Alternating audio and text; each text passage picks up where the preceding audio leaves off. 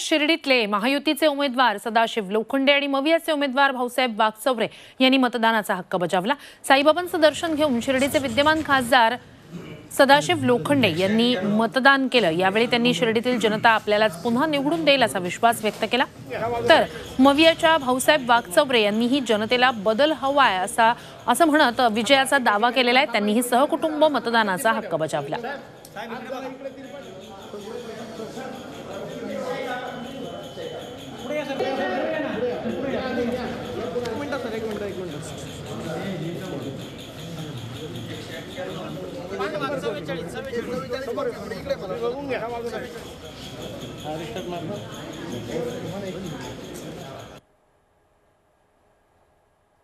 मी नगर जिल्ह्याचा रहिवासी आहे। मी कर्जत जामखेडचा 15 वर्ष आमदार होतो। शिर्डीच्या जनतेने कार्यकर्त्यांनी मला 14-19ला निवडून दिलेलं आहे।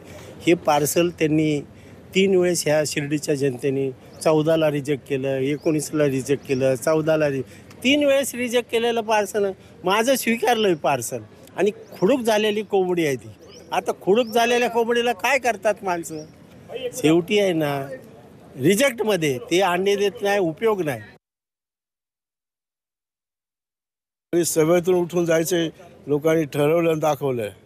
महायुतीच्या उमेदवारांनी तुमच्यावर आरोप केलेत की महाविकास आघाडीच्या उमेदवाराला जनतेने 2 वेळा नाकारलं आहे।